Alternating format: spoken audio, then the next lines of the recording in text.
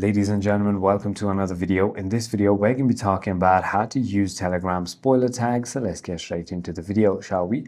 So it's a very simple and easy process. All you need to do is simply go ahead and open your Telegram application.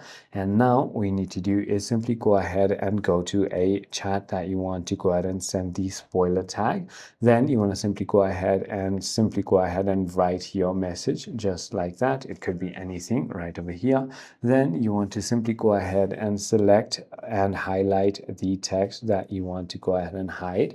Then all you need to do is simply go ahead and select spoiler from the menu right over here, and then simply go ahead and send the message.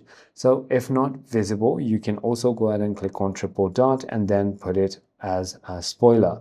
So it is as simple as that. I hope this video clarifies everything for you. If you have further more queries, feel free to comment down below, and I'll see you on the next one.